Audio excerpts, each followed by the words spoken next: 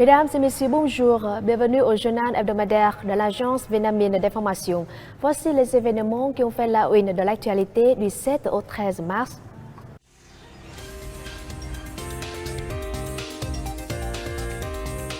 Le 13e Congrès national des femmes pour le mandat 2022-2027 a eu lieu du 9 au 11 mars à Hanoï.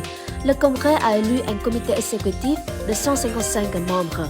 Ha Thị Nga a été réélue la présidente de l'Union des femmes vietnamiennes du 13e mandat. Le Congrès placé sur le thème promouvoir la tradition, la solidarité, la créativité et l'intégration, construire une association forte pour le bonheur des femmes et la prospérité du pays a réuni 959 délégués représentant les femmes vietnamiennes de différentes classes sociales, ethniques, religions et secteurs et 200 invités. Le 13e Congrès national des femmes a examiné et évalué de manière objective et complète les résultats, les limites et les causes, tiré des leçons après 5 ans de mise en œuvre de la résolution du 12e Congrès national des femmes, déterminer les orientations et les tâches pour le mandat 2022-2027. Le comité central de l'Union des femmes du Vietnam continuera lors du 13e mandat de suivre de près et de concrétiser les orientations et les politiques du parti, les tâches de développement socio-économique et de défense de la patrie, de susciter le potentiel, la créativité, la volonté d'autonomie et de solidarité des femmes, de protéger leurs droits et intérêts légitimes.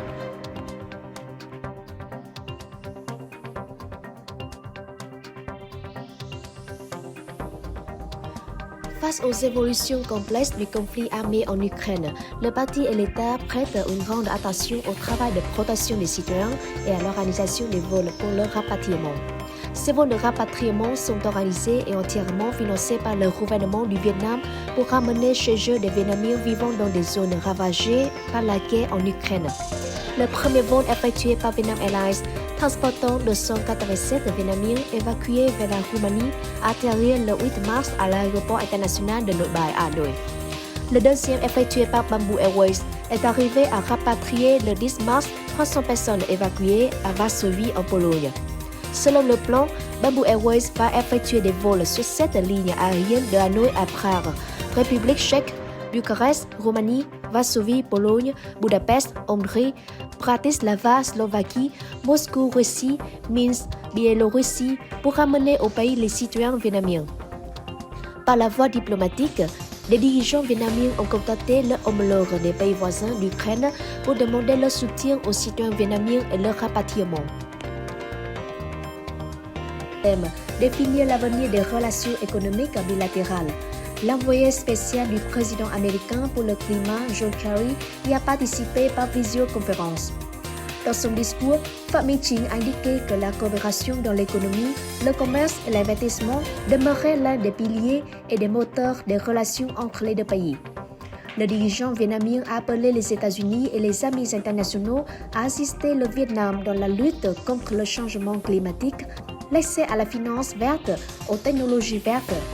Lors du sommet, les participants ont avancé des mesures susceptibles de renforcer les relations économiques bilatérales ainsi que de nouvelles orientations pour la reprise post-Covid-19, la promotion de l'innovation et de la transformation numérique.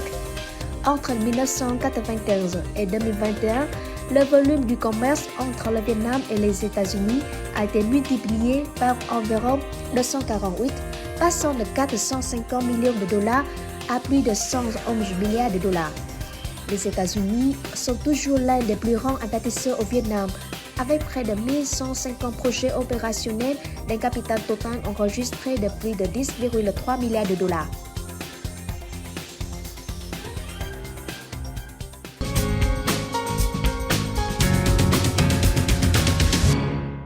Les exportations de produits agricoles, sylvicoles et aquatiques ont rapporté en février au Vietnam 3,3 milliards de dollars.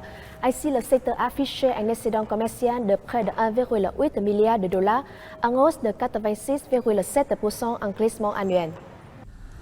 Les exportations de produits agricoles, sylvicoles et aquatiques ont rapporté en février au Vietnam 3,3 milliards de dollars, en hausse de 21,8% en glissement annuel, mais en baisse de 31,4% par rapport au mois précédent.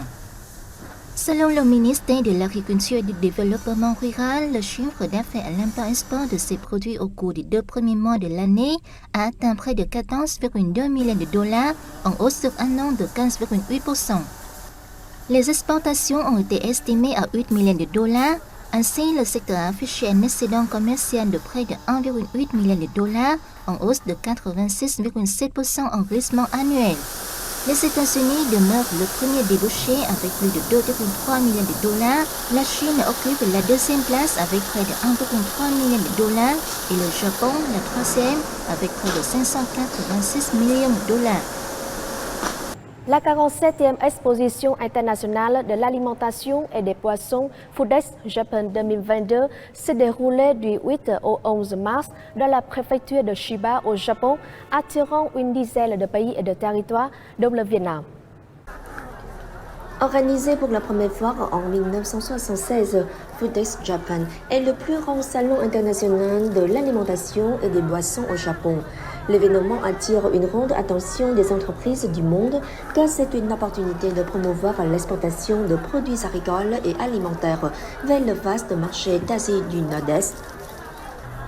Les produits vietnamiens présentés à cette exposition sont très divers, magnifiquement conçus et adaptés au goût des consommateurs japonais. Tous les produits agricoles et alimentaires vietnamiens présentés à l'exposition répondent aux normes d'hygiène et de sécurité alimentaire très strictes du Japon et sont officiellement importés. Pour présenter les potentiels et opportunités d'investissement au Vietnam, le groupe FLC, la compagnie aérienne Bamboo Airways, en collaboration avec l'ambassade du Vietnam en Allemagne, ont organisé le 8 mars à Francfort un forum de promotion des affaires Vietnam-Allemagne. Le Forum de promotion des affaires Vietnam-Allemagne à Francfort a réuni près de 300 délégués. Il s'inscrivait dans le cadre de la semaine de promotion des investissements au Vietnam, organisée du 6 au 14 mars en Allemagne. Le forum offre aux entreprises des opportunités de se donner la main, en particulier dans les domaines où le Vietnam dispose d'énormes potentiels tels que l'aviation, le tourisme, le golf et l'immobilier. L'Allemagne est le plus grand partenaire commercial du Vietnam dans l'UE et le Vietnam est le premier partenaire de l'Allemagne en Asie du Sud-Est. De nombreuses entreprises au Vietnam ont coopéré et répondu aux exigences strictes des marchés allemands et européens, dont l'Europe FLC. Le transporteur d'Europe FLC, Bamboo Airways, prévoit d'étendre son réseau à d'autres localités allemandes, une ligne actuelle reliant à Francfort. Lors du forum, Bamboo Airways a signé 3 accords de coopération avec des partenaires stratégiques allemands et s'apprête à en signer un autre sur la maintenance des avions avec la société de maintenance aéronautique multiproduit Air France Industrie KLM, Engineering and Maintenance.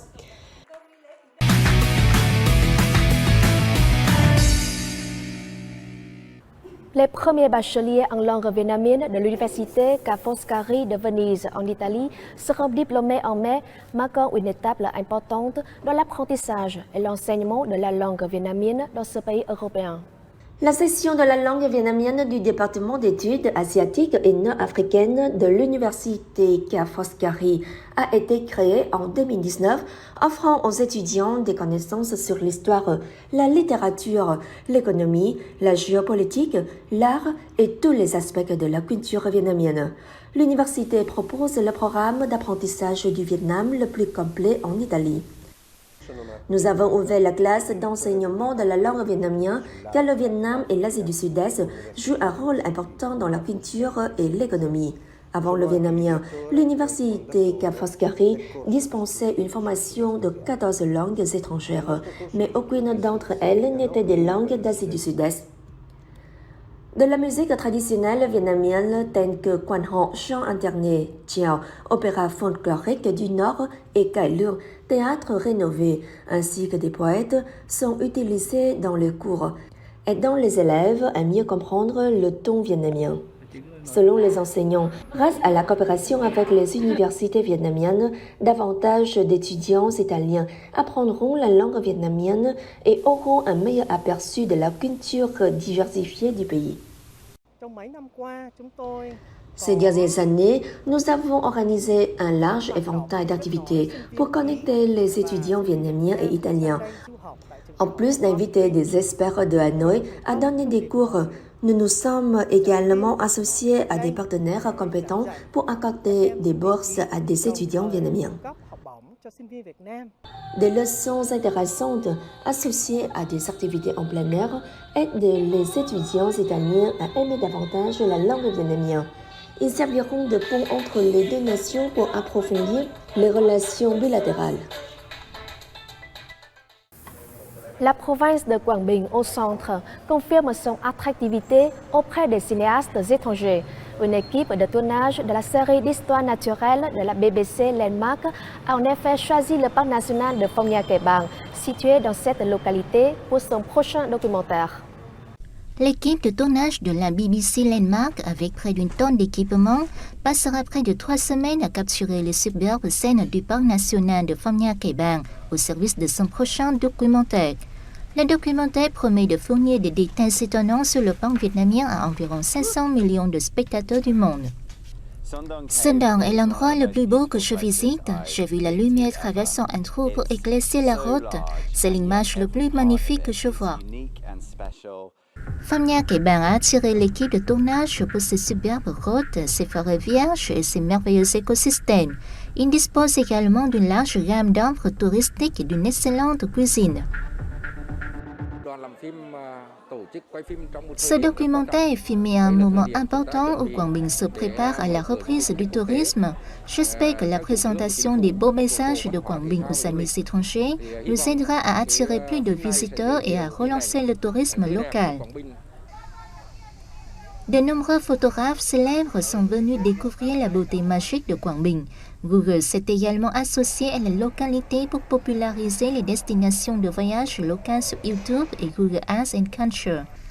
Avec son approche multidimensionnelle, Quảng Bình espère capter l'attention des visiteurs internationaux après la pandémie.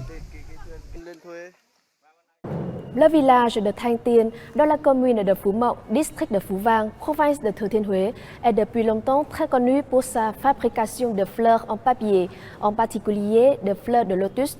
VNews vous invite à se rendre au village à la fin de cette édition. La cité impériale de Huế est célèbre en tant que ville festivalière et pour la tenue de cérémonies culturelles. C'est pourquoi la culture des fleurs et la fabrication de papier votif y sont bien développées. L'histoire de la fabrication des fleurs en papier remonte à plus de 300 ans. Ces créations ont été présentées dans de nombreux festivals et événements culturels et également exportées dans de nombreux pays. La fabrication de fleurs en papier est le métier traditionnel du village et est transmise de génération en génération. J'aime bien ce métier. Le climat de Huế chaud et ensoleillé n'est pas propice à la culture des fleurs fraîches, notamment à l'occasion du thé traditionnel où la consommation atteint un pic. Pour remédier à cette pénurie, les villageois de Thanh Tiên ont pensé faire des fleurs en papier comme offrande aux ancêtres et aux dieux. Les enfants du village apprennent à fabriquer des fleurs en papier dès l'âge de 7 ou 8 ans. Nous les fabriquons toute l'année avec différents types et couleurs. Dans le passé, les fleurs de papier étaient utilisées pour les cérémonies culturelles, mais actuellement, elles font partie de la vie quotidienne des Huéiens. La jeune génération du village est déterminée à poursuivre ce métier précieux face à l'expansion de nombreuses valeurs modernes qui remplacent celles traditionnelles. J'ai une grande passion pour la fabrication de fleurs en papier et je suis déterminée à préserver et à promouvoir ce métier de mes grands-parents. Malgré les difficultés avec leur amour et leur créativité, les habitants de Thanh Tiên ont réussi à préserver leur artisanat traditionnel, une des nombreuses facettes culturelles uniques de Huế. C'est la fin de cette édition. Merci de l'avoir suivi et à la semaine prochaine.